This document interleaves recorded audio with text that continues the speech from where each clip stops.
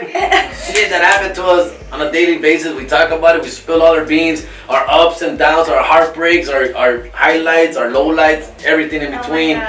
No holds barred. We throw everything at them.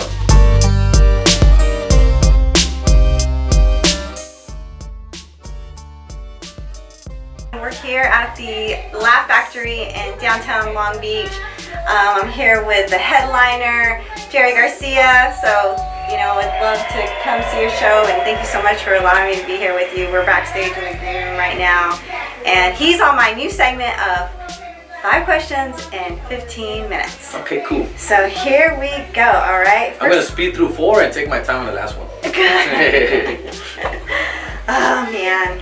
Celebrities, I swear. Make things difficult. All right, so question number 1. I'm sure you get this asked a lot, but how long have you been doing stand-up comedy? Comedy now, I just turned 10 years old, man. 2019. I started in 2009, October, and in North Hollywood. You remember the month? Yeah, I remember the month. I don't remember the date. I wish I remember the date. A lot of people know their date. I'm always fascinated. I just remember it was around Halloween time. Halloween was coming up. It was cold. It was maybe dark. It was the 31st. Oh. It wasn't on Halloween. It was somewhere in October. I just remember it being October. So that was the first time that you you went into a comedy club and went to an open mic? Yeah, that was my first time going up on a mic. Yeah, that was in the Ha Ha Comedy Club in North Hollywood, California. Still one of my home clubs, which I work at very often. So, did you have friends and family around you pushing you to do that? Yeah, so that was basically my thing. And again, I'm turning 40 years old this year, in 2020. Yeah, ahí vamos. No, 40 feels old. I'm 40. I turned 40 in November. You're gonna turn 40? No, you just turned 40 I just turned 40. Oh, shit. Yeah, look at that. We're right there. But it's like a band-aid once you realize. And once you accept it? Yeah, I accepted it. That's it. So now I tell everybody. So I started comedy late. I started comedy when I was 29, dog. So it was something that I wanted to get off my chest, on my bucket list before I turned 30. And sure enough, I was able to make it happen before that. Wow, so, yeah. Look at you now, man. But yeah, a lot of my friends, family, co-workers at the time, would always encourage me to do it. And I tell people all the time, that's the only way I got laid back in the day, was being funny. So I turned that into a profession. This face never got me any love. But once I started making people laugh, girls it love helps. the funny guy. It helps. Yeah. Awesome. So, what process do you use to develop your material?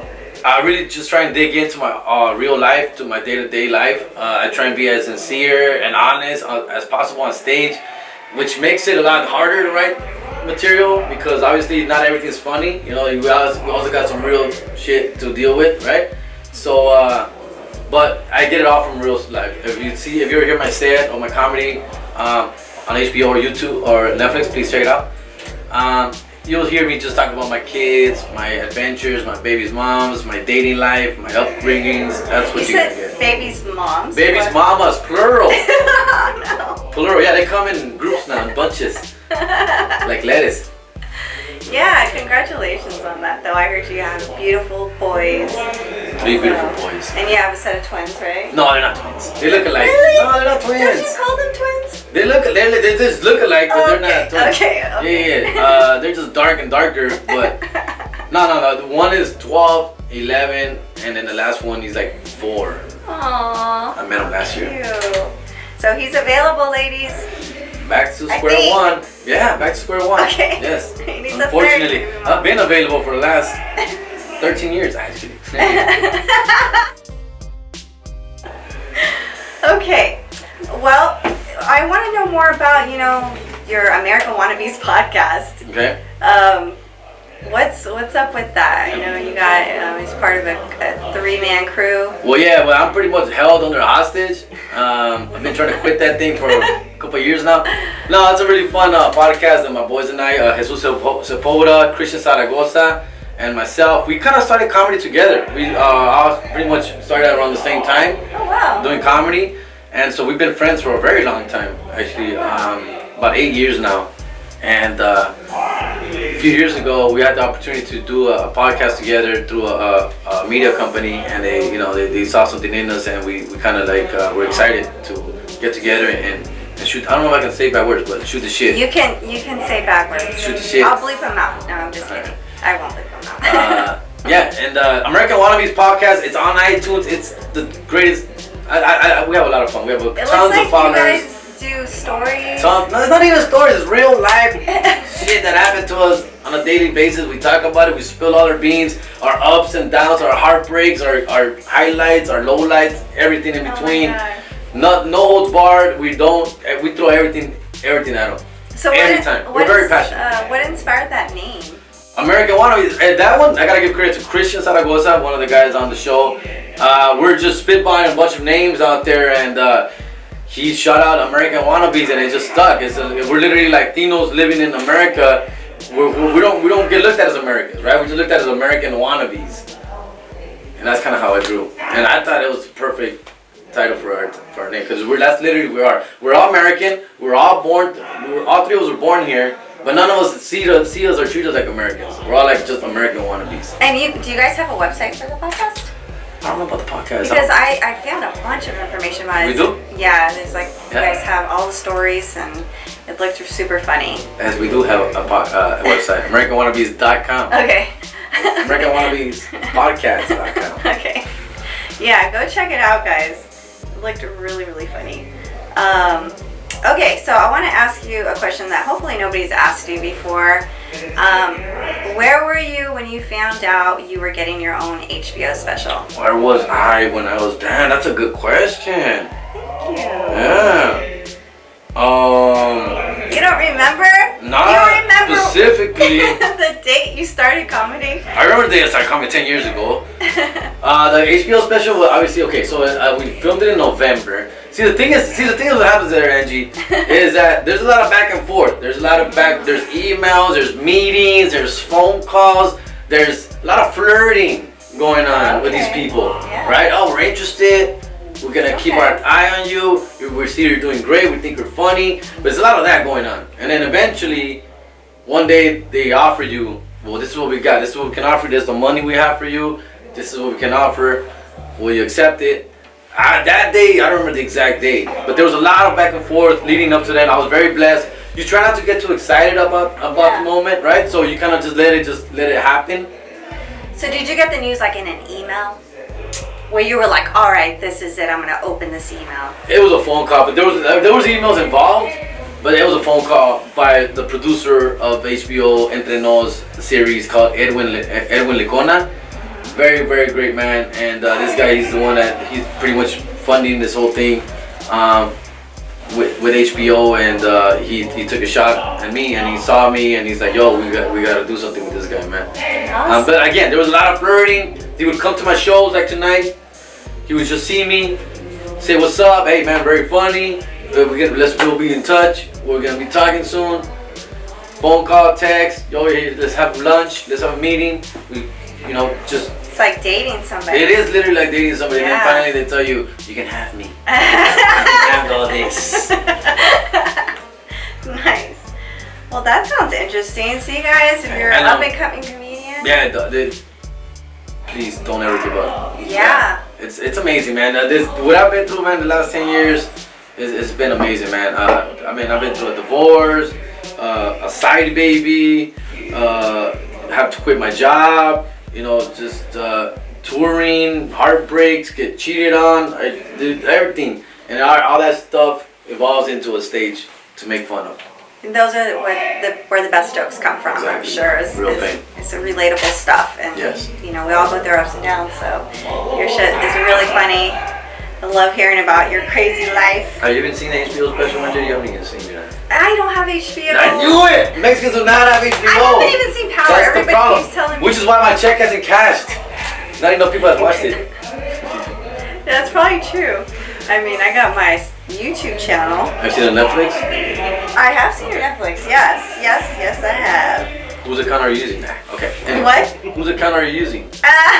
No, I have Netflix. I pay my $8.99 a month. All right. I think that's how much it costs. Okay, so I want to know. Okay, so we're on question number 5, guys. Oh shoot. Let's see. Oh, I think in a new record. So you said you were gonna. I'll take my time on this one. With this one. Mm-hmm. So question number 5: Who is on your workout playlist? Workout, dude. I am the paisaness. Like I am so paisa and so wetback. It's right here. What? Dude, I still do like Banda Machos, Adan Sanchez. I mean, these guys, rest in peace, man. I got a little bit of Ventura, Banda Recodo, Banda Machos. That's what gets you hyped? Banda Sinaloense MS. That's what gets you Yes, hyped? it does. I love Spanish music. I love those Bukis, Juan Gabriel, Tigres del Norte. I love that. It's just a feel-good music for me, dude. I can't do all that bachata shit, and I can't do all that. Even today's hip-hop, I can listen to it. I can deal with it a little bit of trap. I guess I get it. Lil Wayne is cool. Bad Bunny, I get it. I'm not even hating. It's enjoyable, but when I really just want to zone in on my own, paisa music all the way down. Ramon Ayala, Vicente Fernandez, even Los Angeles Azules right now, which I'm trying to get some tickets right now, but I'm not famous enough, man. These things are expensive.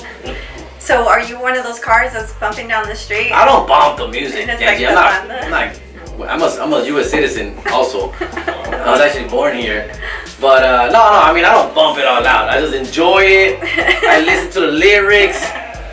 That's what I used to convince women to sleep with me, is using those lyrics. Oh, that's how? And yeah, pretty much. All right, well, tell us if you want any other projects you have in the works. Those are my 5 questions. I hope you guys learned so much about comedian Jerry Garcia. I feel very sure now. I'm very good, confident. I was very nervous about this today. Yeah. About this interview? Yes, I was. When you said 5 questions, I'm like, oh god, geez. Did I? Oh, is she gonna out me? Well, No. I see your patterns here. Like so that, I right? don't This is know. a reversible jacket. Oh. Yeah, but I gotta go solid, right? If I got it. I So like the can't- mix of patterns, definitely. That's very fashionable. But other than that, I'm touring a lot this year. HBO is taking us on a tour, national tour, which begins in February. I mean, we're gonna hit everything from New York to Vancouver to Florida to Chicago to Canada Texas. even? Yeah, we're going to. Have you ever been to Canada? No, not for comedy. No, not at all. Actually, no, never. No. Yeah, that's Looking forward to that. We're doing Vancouver and Toronto, and this is all the Midwest, all the East Coast, all the West Coast, and of course Texas, whatever that's called, the South, Dirty South. So it should be fun. I'm also still rolling with my boy Chingo Bling. We're gonna get back together in the summertime, but we're doing a Cali tour. We're gonna be hitting all California, up and down from San Diego to Sacramento to San Jose, Phoenix, Arizona, a little bit, all just basically the West Coast. Yeah, I need to watch that movie again. Chingo Bling, they Yeah. can't deport us out. Yeah. They still can't deport us out, baby. We're still together. Shout out to my boy Chingo Bling. Yes, Jesus shout out. Sepulveda, Chris Zaragoza. Follow them, man, and American Wannabes, man. Oh man, I can't wait to tune in and listen to you guys. How many episodes do you guys drop? What's the schedule like? What day do we need to? For podcast? Yeah. Pretty much it drops consistently. On Wednesdays is pretty much the day you want to look into it. It'll drop anywhere between. It'll drop anywhere between from Monday morning to Friday night. Anywhere in between there. It'll So on average. Yeah, but it does drop weekly. We do stay consistent. We're on episode 145, I believe, right now Yeah, on I iTunes. saw that. And have you listened to it? I saw all the stories and I was like, oh, this looks really funny. Oh, it's really funny. It's about an hour, not too much, not too little, just enough for you to get from work to home. And don't let the kids listen. It's not for kids. I mean, we're not super dirty, but we do just air everything out. Yeah, Adult we're content. Adults.